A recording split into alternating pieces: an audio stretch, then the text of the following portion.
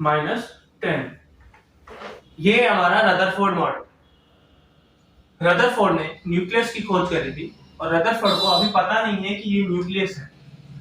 Rutherford ने क्या किया था, एक गोल्ड की शीट पे अल्फा पार्टिकल्स छोड़े। ये alpha particles, alpha particles, alpha particles, alpha particles, alpha particles. Rutherford ने एक गोल्ड शीट पे अल्फा पार्टिकल्स छोड़े। उसने देखा कि मैक्सिमम 90% जो अल्फा पार्टिकल है वो सीधे पास कर गए, ऐसे सीधे पास कर गए। तो रदरफोर्ड ने पहला रूल दिया, अपना पहला सिद्धांत दिया कि एटम में 90% पार्ट जो होता है, वो जो 90% पार्ट होता है वो हॉलो होता है, यानी खाली होता है।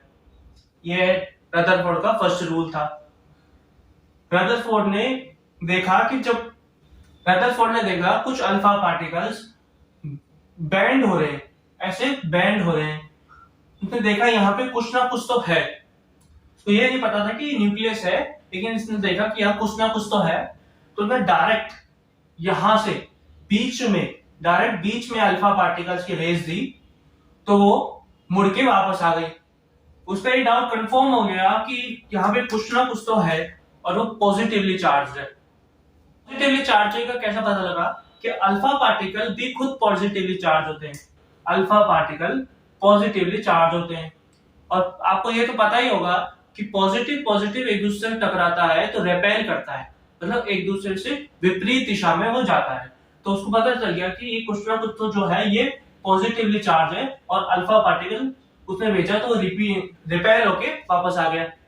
रदरफोर्ड का दूसरा नियम है कि बीच में एटम पॉजिटिवली चार्ज होता है, और रदरफोर्ड का तीसरा रूल है कि बीच में कुछ ना कुछ है जो जिससे वो रिपेल कर गया। तो रदरफोर्ड ने इसको न्यूक्लियस नाम दिया। इसका नाम रदरफोर्ड ने न्यूक्लियस दिया।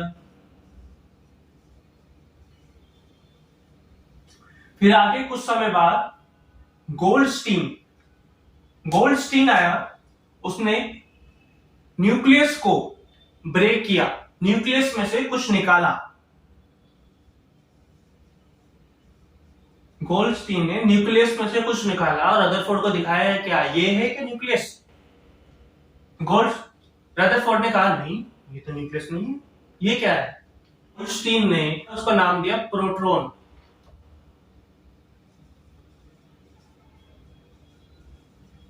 ऐसे ही गोल्डस्टीन ने प्रोटॉन की खोज करी। ऐसे ही चैडविक आया। चैडविक ने न्यूट्रॉन की खोज करी, बीच में न्यूट्रॉन।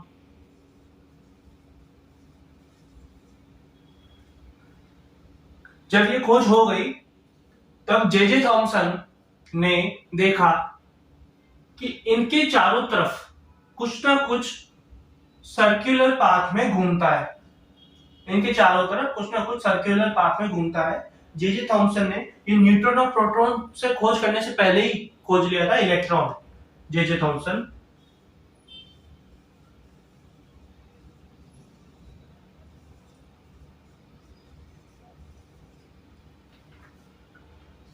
रदरफोर्ड ने ये कहा था कि इलेक्ट्रॉन न्यूक्लियस की चारों तरफ सर्कुलर पाथ में चक्कर लगाता है,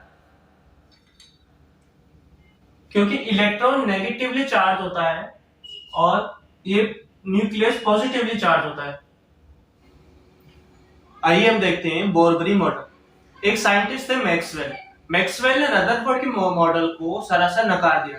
मैक्सवेल ने कहा कि रदरफोर्ड को कहा कि जो इलेक्ट्रॉन है ये इसके साथ सर्कुलर पाथवे में मोशन करते हैं, हरकत करते हैं, ये न्यूक्लियस में थक के गिरते क्यों नहीं। तो रदरफोर्ड ने कहा कि ये थकते नहीं है। रदरफोर्ड ने कहा कि ये थकते नहीं है।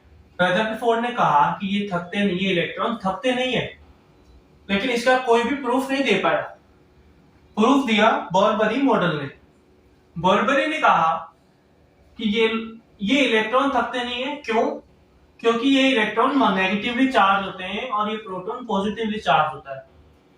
ये प्रोटॉन इस इलेक्ट्रॉन को अपनी तरफ अट्रैक्ट करते हैं, लेकिन ये उसकी तरफ जाना नहीं चाहते। इसी गुत्थम गुत्थी में ये सर्कुलर मोशन में एक दूसरे में घूमते रहते हैं। बोरबरी ने ये भी कहा कि जब तक ये अपनी ही क्लास में है तब तक ये फ्री एनर्जी में घूमते हैं, इनको कोई एनर्जी की जरूरत नहीं पड़ती। लेकिन ये अपनी क्लास छोड़ के दूसरी की क्लास में जाएंगे तो इनको एनर्जी की जरूरत पड़ेगी, और जैसे ही दूसरे की क्लास में जाके बैठेंगे, दूसरी क्लास में जाएंगे, इनको एनर्जी खत्म होगी, वापस ये अपनी क्लास में आ जाएंगे जैसे इनकी एनर्जी खत्म होगी। एग्जांपल से हम समझते हैं। इसको मैंने 100 की पावर दी, ये अपनी क्लास छोड़ के इसकी क्लास में आ गया। इसने पावर खर्च करी 20, बची 80। इसके पास 80 पावर है, लेकिन ये अभी अपनी क्लास में नहीं जाएगा। ये अपनी क्लास में तब जाएगा जब इसकी पूरी पावर खत्म हो जाएगी। जब इस इलेक्ट्रॉन की पूरी पावर खत्म हो जाएगी तभी ये अपनी क्लास में जाएगा। क्लास में ही फ्री एनर्जी में घूम सकता है, दूसरी क्लास में घूमने के लिए इसको एनर्जी चाहिए। बोरबरी ने यह भी फाइंड आउट किया था कि किस शेल में कितने इलेक्ट्रॉन होने चाहिए।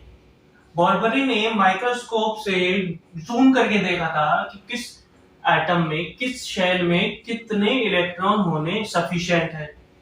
तो बोरबरी ने एक फॉर्मूला दिया था 2n स्क्वायर। n का मतलब है नंबर ऑफ शेल। किस शेल में है, शेल का नंबर 1 2 3 4। तो आइए देखते हैं हम। 2 पहले शेल में, n 1 का स्क्वायर, ये पहले शेल में 2 हो गए। 2 इंटू 2 का स्क्वायर, दूसरे शेल में 8, ऐसे ही तीसरे शेल में 18, चौथे शेल में 32 इलेक्ट्रॉन चौथे शेल में ट्रेवल करेंगे। बोरबरी का मॉडल ये इतना सही है। बोरबरी का मॉडल, कुछ क्वेश्चन पूछता हूं। ये कुछ क्वेश्चन है, वीडियो पॉज करके आप इसका जवाब दीजिए। इसमें बताना है कि इलेक्ट्रॉन की खोज किसने की थी, प्रोटॉन की खोज किसने की थी, न्यूट्रॉन की खोज किसने की थी, न्यूक्लियस की खोज किसने की थी। वीडियो पॉज कीजिए और बताइए। आइए हम इसका जवाब देते हैं। इलेक्ट्रॉन की खोज किसने करी थी? इलेक्ट्रॉन की खोज करी थी जे थॉमसन भैया ने। ये जे भैया ने, जे थॉमसन। प्रोटॉन की खोज किसने करी थी? प्रोटॉन की खोज करी थी गोल्डस्टीन ने।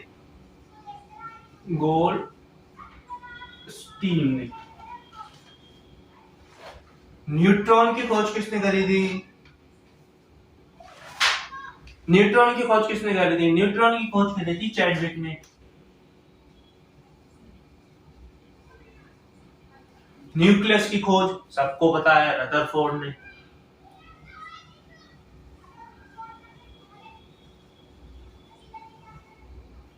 आज हमने पढ़ा atomic structure, Rutherford model, Bohr's model, neutron, proton, electron, nucleus, ये सब आज हमने पढ़ा। आई होप आपको सब कुछ समझ में आया होगा।